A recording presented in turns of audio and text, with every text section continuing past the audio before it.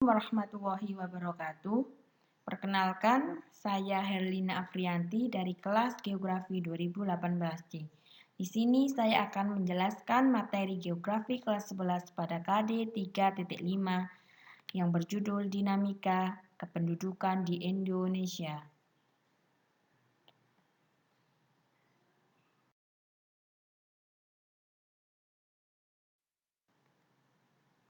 Apa sih dinamika kependudukan itu? Dinamika kependudukan adalah keadaan di mana terdapat perubahan jumlah penduduk yang disebabkan oleh beberapa sebab.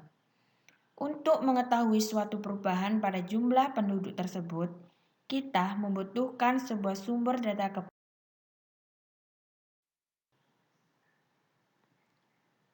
Sumber data kependudukan ialah sumber data statistik yang dikeluarkan oleh instansi resmi, pemerintah, dan juga badan swasta ataupun perorangan. Sumber data dibagi menjadi dua, yaitu sumber data primer.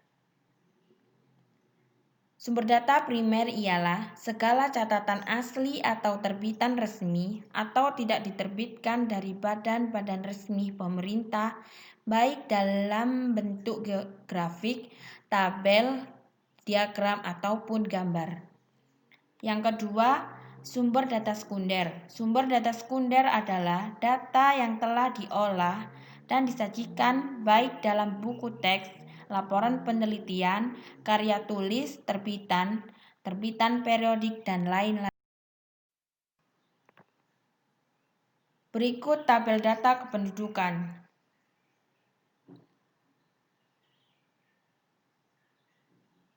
Contoh tabel data penduduk menurut umur dan jenis kelamin di Indonesia. Dan ini bentuk data yang berbentuk piramida. Cara ini dengan yang pertama, sensus penduduk atau perhitungan dan pengumpulan data melibatkan seluruh jumlah penduduk di suatu negara dilakukan rutin setiap 10 tahun sekali. Yang kedua, registrasi penduduk. Pencatatan penduduk di suatu negara untuk keperluan administrasi dilakukan oleh Dinas Kependudukan dan Catatan Sipil atau Dukcapil yang ada setiap wilayah kabupaten dan kota di Indonesia.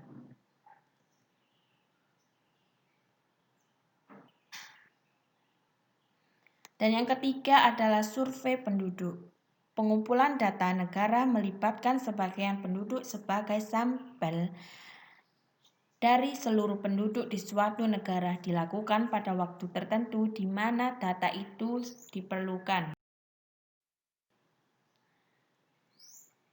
Adapun faktor penyebab dinamika kependudukan. Yang pertama, natalitas atau kelahiran. Kelahiran mempengaruhi jumlah penduduk karena dengan adanya kelahiran, jumlah penduduk pun semakin bertambah. Misalnya dalam keluarga, awalnya hanya ada 2 penduduk dalam rumah itu, ayah dan ibu. Lalu, anak pertama lahir, bertambahlah menjadi 3 orang dalam rumah. Setahun kemudian, adik pun lahir. Penduduk di rumah pun kini ada 4. Mengapa yang diperhitungkan kelahiran hidup dan bukan kelahiran bayi? Jawabnya, karena tidak semua bayi dilahirkan hidup, ada juga yang meninggal saat dilahirkan.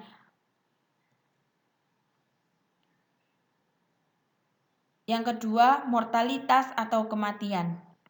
Angka kematian atau mortalitas adalah frekuensi kematian dalam suatu populasi per 1000 penduduk setiap tahunnya. Kematian berarti berkurangnya jumlah penduduk di suatu daerah dan dapat dihitung dengan persamaan. Yang ketiga ada migrasi atau perpindahan. Pernahkah kamu berpindah rumah dari suatu kota ke kota lainnya? Jika pernah, berarti kamu telah melakukan migrasi. Kamu keluar dari kotamu dan masuk ke kota lain sebagai penduduk baru.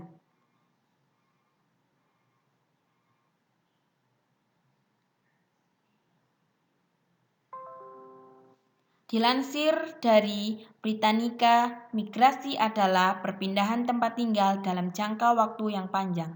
Setidaknya selama 1 tahun, menurutmu apakah yang akan terjadi jika angka kematian lebih tinggi dari angka kelahiran?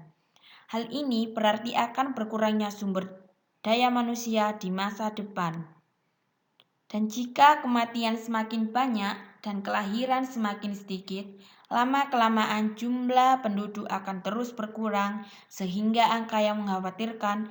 Namun, jika angka kelahiran jauh lebih tinggi dibandingkan angka kematian, akan terjadi kenaikan populasi. Kenaikan populasi akan mengakibatkan kepadatan penduduk yang tinggi dalam daerah yang tetap.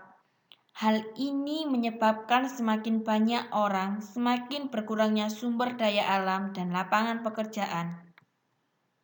Berikut cara menghitung jumlah kelahiran atau natalitas.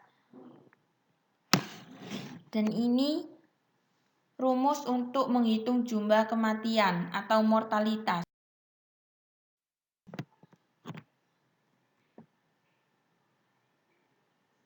Dari faktor di atas, sehingga akan menyebabkan atau menimbulkan dampak pada penduduk.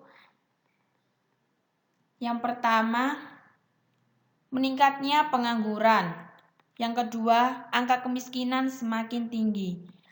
Yang ketiga, menurunnya tingkat pendidikan. Dan yang terakhir, menurunnya kesejahteraan rakyat.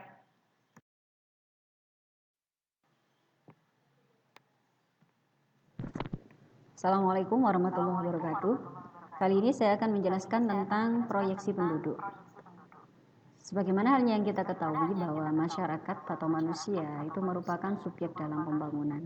Dan karena dia adalah subjek dalam pembangunan, maka perlu adanya analisis untuk melakukan perencanaan pembangunan berdasarkan pada jumlah penduduk. Dan itulah yang dikatakan dengan proyeksi penduduk. Sehingga kita bisa memproyeksikan atau meramalkan atau memprediksikan, bisa dikatakan demikian, kira-kira jumlah penduduk pada 10 tahun yang akan datang, 5 tahun yang akan datang, 15 tahun yang akan datang, diprediksi dari jumlah penduduk saat ini. Nah, bagaimana cara perhitungan proyeksi penduduk? Sebenarnya ada berbagai macam metode untuk menghitung proyeksi penduduk. Nah, yang akan saya sampaikan ini adalah metode perhitungan proyeksi penduduk secara matematik. Ada 3 metode matematik. Yang pertama, penghitungan secara aritmetik, rumusnya ini. Kemudian metode geometrik, rumusnya ini. Dan metode eksponensial, rumusnya adalah ini. Nah, PT ini adalah jumlah penduduk pada tahun ke T. Jadi kalau misalnya kita menginginkan penduduk pada tahun 2016, ya berarti PT-nya adalah jumlah penduduk tahun 2016. Sedangkan P0 ini adalah tahun dasar. Tahun dasar ini tahun yang memang diketahui jumlah penduduknya. Intinya berarti tahun sebelum PT. Ya, kemudian R ini adalah rasio atau persentase pertumbuhan penduduk, dan T ini adalah selisih tahun dasar dengan tahun yang diinginkan. Nah, kalau dalam eksponensial E ini adalah bilangan eksponensial, ya. Bilangan eksponensial itu 2,72. R itu rasio, penghitungannya seperti ini. Oke, kita langsung praktekkan pada Excel. Nah, di sini ada 10 kota A, B, C sampai J. Ada tahun 2015. Nah, kemudian ada data jumlah penduduk tahun 2016. Nah, saya ingin prediksi tahun 2020 itu berapa jumlah penduduknya dengan menggunakan metode aritmetik, geometrik, dan eksponensial. Nah, pertama yang harus saya lakukan adalah saya akan menghitung rasionya terlebih dahulu. Menghitungkan rasio seperti ini, ya, sama dengan, kemudian saya beri kurung buka, P ke T berarti jumlah penduduk tahun ke T, dalam hal ini adalah tahun 2016, dibagi dengan P0, dalam hal ini tahun 2015. Kemudian dipangkatkan seperti T-nya ini adalah 2015 ke 2016, kan hanya 1 tahun, berarti T-nya itu 1 tahun, berarti 1/1, ya, T-nya 1 per 1 adalah 1, berarti pangkat 1, ya. Pangkat itu kalau di Excel tanda topi, ya, pangkat 1. Nah, kemudian dikurangi 1. Nah, dikurangi 1 karena ini satu kesatuan berarti ini saya beri huruf buka kurung tutup ya, mulai dari sini. Oke, saya enter. Nah, saya drag. Ini hasilnya kenapa kok 0? Kita coba klik kanan format cell. Nah, di sini karena 0 komanya itu 0 ya. Saya menginginkan mungkin 3 angka di belakang koma ya. Oke, saya oke. Nah, seperti ini ya. Sehingga nilainya nilai apa ini? Rasionya adalah untuk kota A 0,04, kota B 0,094 dan seterusnya. Nah, sekarang saya akan menghitung jumlah penduduk perkiraan ya, proyeksi jumlah penduduk pada tahun 2020 dengan menggunakan aritmetik ya. Kita ubah sama dengan ya. P0-nya ini itu adalah tahun dasar. Nah, dalam hal ini tahun dasar yang kemudian saya ambil itu adalah tahun 2016. Jadi data terbaru ya. Kalau ini tadi kenapa kok tahun 2015? Karena ini hanya ingin mengetahui rasionya saja. Kalau untuk mengetahui rasio berarti harus ada minimal ada 2 tahun yang diketahui jumlah penduduknya. Nah, tahun dasarnya dalam hal ini P0-nya adalah tahun 2016. Saya klik ini, kemudian dikali ya, dikali pakai tanda star, kurung buka, 1 ditambah R-nya, rasionya kita klik ini ya. Kemudian kali star ya.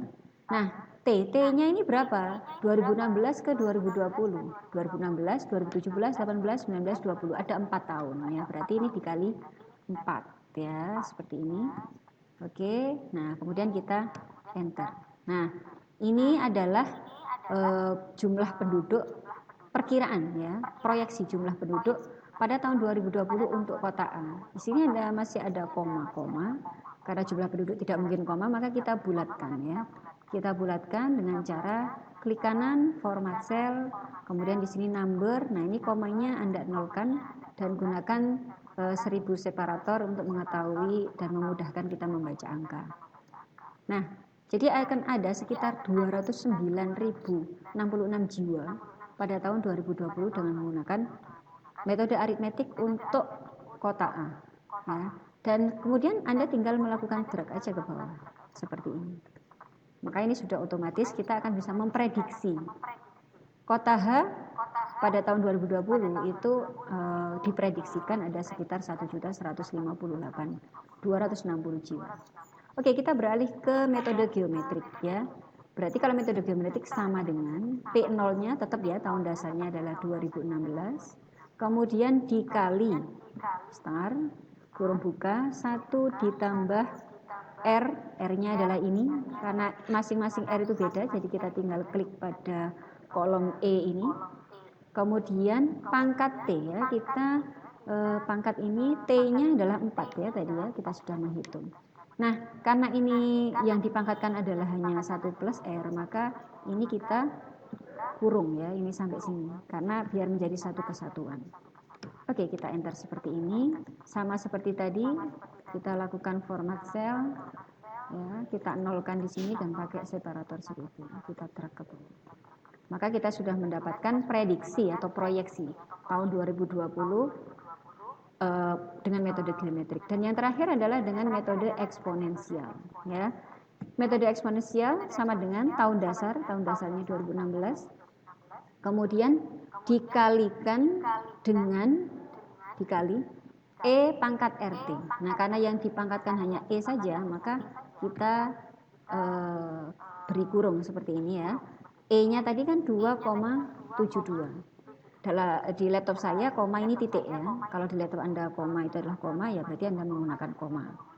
Pangkat R kali T ya. R-nya kan ini. Nah, pangkat karena ini perkalian 2 bilangan, saya beri kurung lagi ya, R dengan T. R-nya karena berubah-ubah, berarti R-nya ini kali T. T-nya kan 4 ya, tetap. Nah, kurungnya 2 kali ya, kurung yang merah ini dengan kurung yang hitam. Kita enter. Ya, seperti ini. Nah, sama kita lakukan format cell, numbernya kita nolkan dan kita pakai 1000 separator. Oke, kita drag ke bawah. Nah, sehingga dari sini kita sudah bisa melakukan prediksi jumlah penduduk pada tahun 2020 dengan menggunakan 3 metode, yaitu aritmetik, geometrik, dan juga eksponensial di 10 kota. Demikian tutorial proyeksi penduduk, semoga bermanfaat. Salam dan selamat kita bisa bertemu dalam tutorial selanjutnya. Assalamualaikum warahmatullahi wabarakatuh.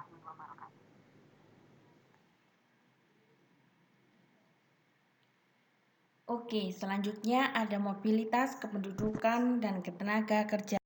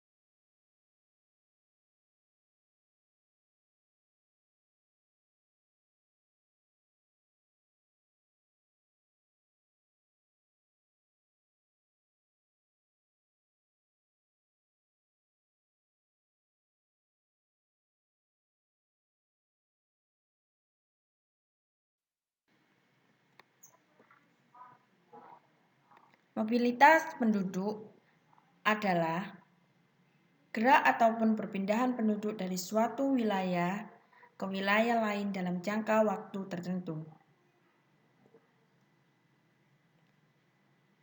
Mobilitas penduduk dibagi menjadi dua. Yang pertama, mobilitas penduduk horizontal.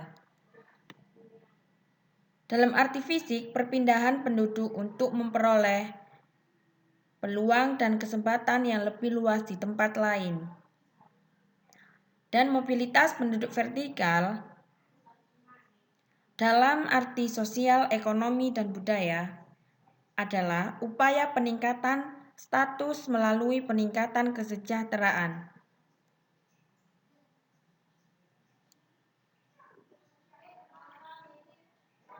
Di dalam mobilitas penduduk horizontal dibagi menjadi dua. Yang pertama, mobilitas penduduk permanen, dan yang kedua, mobilitas penduduk non-permanen.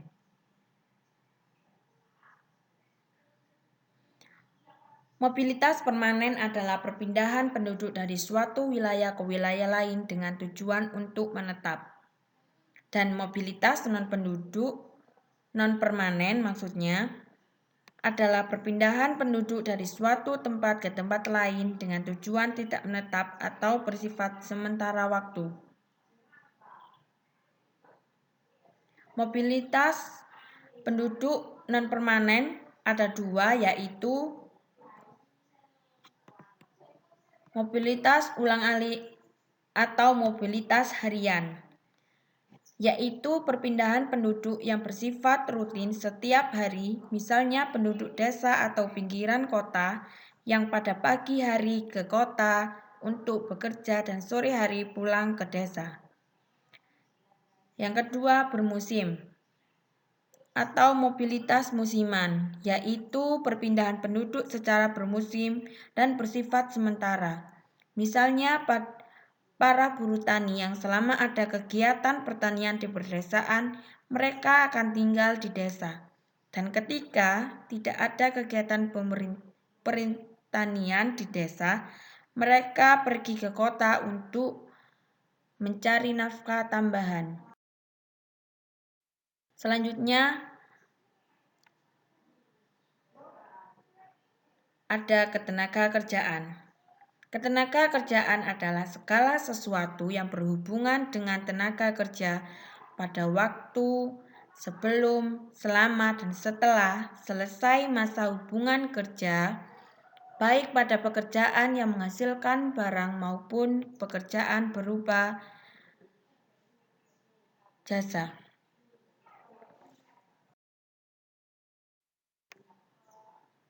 Selanjutnya adalah kualitas penduduk. Kualitas penduduk adalah berhubungan dengan kemampuan penduduk mengolah dan memanfaatkan sumber daya alam yang dimiliki untuk meningkatkan kesejahteraan rakyat. Terdapat 3 faktor pembentuk kualitas penduduk. Yang pertama meliputi tingkat pendapatan per kapita atau pencaharian. Yang kedua, tingkat pendidikan, dan yang ketiga, tingkat kesehatan. Intinya, jika pada suatu negara ketiga faktor tersebut tinggi, itu berarti kualitas penduduknya bagus. Bila 3 faktor tersebut sama-sama rendah, berarti kualitas penduduk negara tersebut jelek. Dan apabila 3 faktor tersebut ada yang tinggi dan ada yang rendah, berarti kualitas penduduk negara tersebut termasuk sedang. Selanjutnya ada analisis data kependudukan. Analisis data kependudukan dibutuhkan. Hal ini dilakukan untuk memastikan keakuratan data karena pada dasarnya kependudukan pada suatu daerah bahkan negara sangatlah dinamis atau mudah berubah-ubah. Untuk itu dibutuhkan adanya komposisi penduduk. Selanjutnya ada indeks pembangunan atau IPM. Apa sih indeks pembangunan atau IPM itu? IPM adalah suatu indikator untuk mengukur keberhasilan dan upaya membangun kualitas hidup manusia. IPM meliputi 3 dimensi dasar. Yang pertama, umur panjang dan sehat. Yang kedua, pengetahuan. Dan yang ketiga, standar indeks kesehatan. Indeks pengetahuan dan indeks pengeluaran perhitungan ketiga indeks ini dilakukan dengan standarisasi nilai minimum dan nilai maksimum masing-masing komponen indeks. Berikut rumus sistematis IPM. IPM diklasifikasikan menjadi 4 kelompok. Yang pertama, sangat tinggi. IPM lebih dari 80. Yang kedua, termasuk tinggi.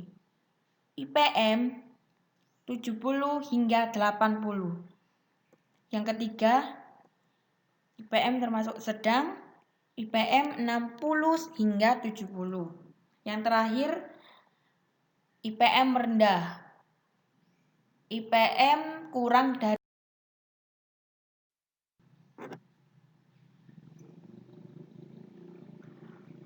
Berikut tayangan video tentang bonus demografi. Selamat menyaksikan.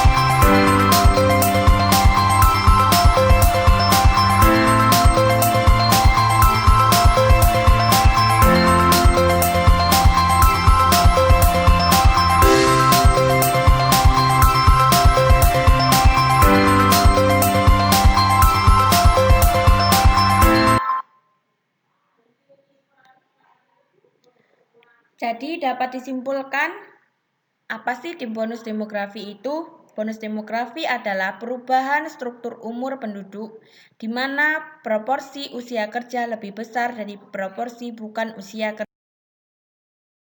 Selanjutnya, yaitu permasalahan yang diakibatkan oleh dinamika kependudukan. Yang pertama, lajunya pertumbuhan penduduk yang tinggi. Yang kedua, jumlah pendudukan yang banyak. Yang ketiga, tingkat pengangguran dan kematian semakin tinggi. Yang keempat, persebaran penduduk yang tidak merata. Yang terakhir adalah kualitas sumber daya manusia yang semakin rendah. Selanjutnya, cara mengatasi permasalahan yang diakibatkan oleh dinamika kependudukan. Yang pertama, transmigrasi. Dan yang kedua, memeratakan pembangunan. Yang ketiga, membangun industri kecil di pedesaan. Yang keempat, memusatkan industri besar di daerah. Yang kelima, penyuluhan kepada masyarakat.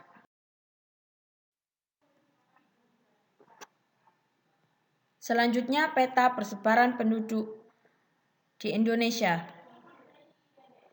Peta yang dimiliki ciri khas yakni memberikan informasi yang berkaitan dengan jumlah penduduk yang ada di suatu wilayah beserta dengan persebarannya. Dan berikut contoh persebaran penduduk Indonesia. Demikian presentasi yang dapat saya sampaikan tentang dinamika kependudukan di Indonesia. Semoga bermanfaat dan terima kasih.